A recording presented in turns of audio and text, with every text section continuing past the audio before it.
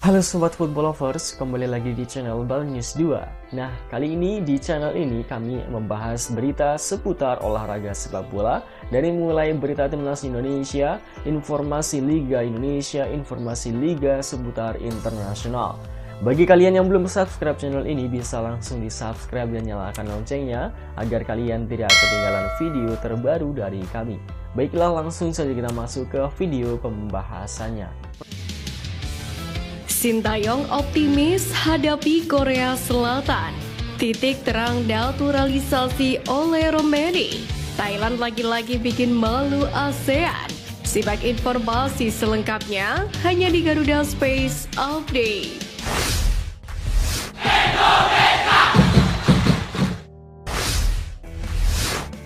Ketua Umum PSSI Erick Thohir telah mengkonfirmasi bahwa Nathan Jeon diperbolehkan oleh SC Heerenveen untuk bergabung kembali dengan skuad U23 Indonesia di ajang Piala Asia U23 2024. Hal itu tak terlepas dari negosiasi yang dilakukan secara intensif kepada klub Belanda tersebut. Bahkan, Nathan telah bertolak ke Qatar untuk mempersiapkan pertandingan berikutnya melawan Korea Selatan. Erick Thohir sendiri mengucapkan terima kasih kepada semua pihak yang telah mendukung proses tersebut, terutama mengarahkan pandangan pada pertandingan selanjutnya melawan Korea Selatan dengan tim yang lengkap.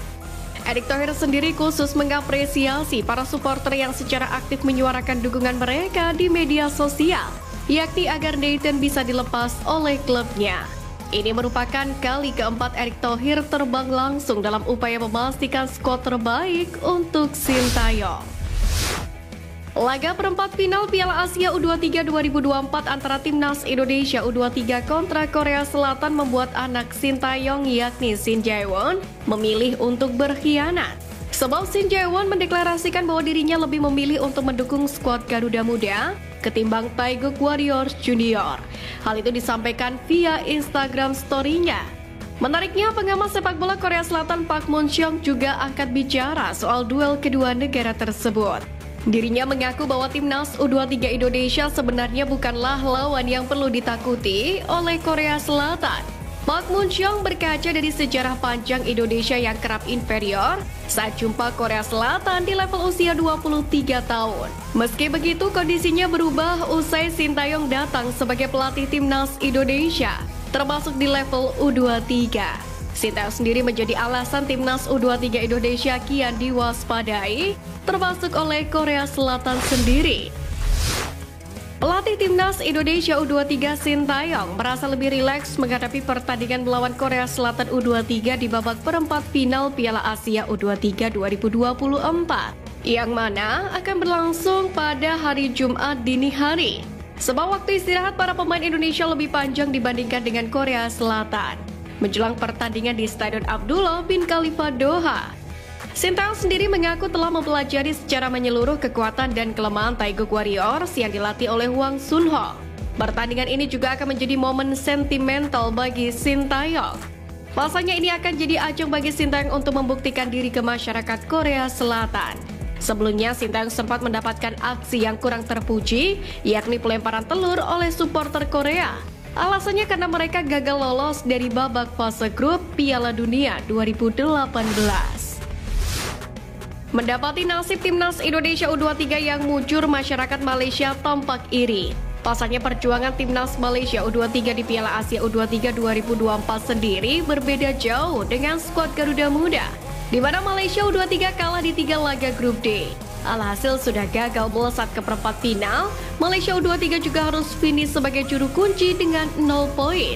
Sontak saja, publik Malaysia lewat akun TikTok @alfikruni memuji penampilan timnas Indonesia U23.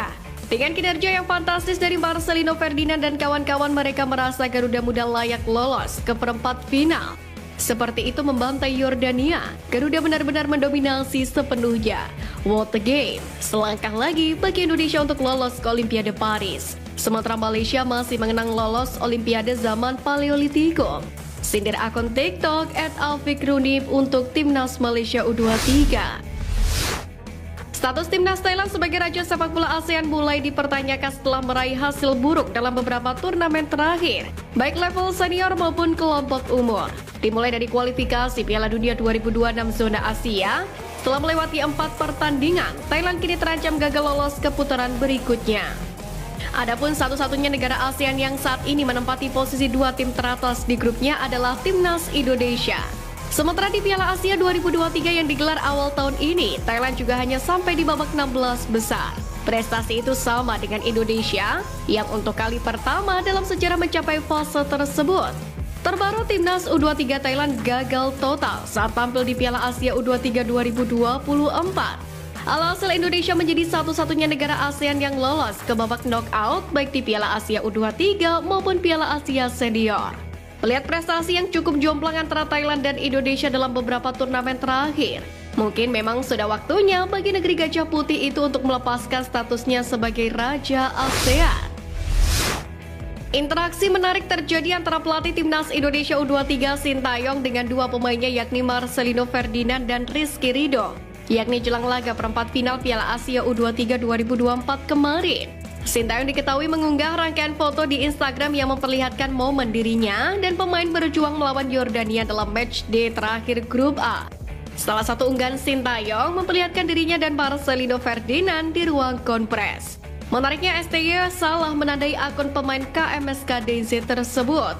Menyadari adanya kesalahan, Marcelino pun langsung mengungkapkannya di kolom komentar. Lucunya dia mengadu kepada sang kapten Rizky Ridho.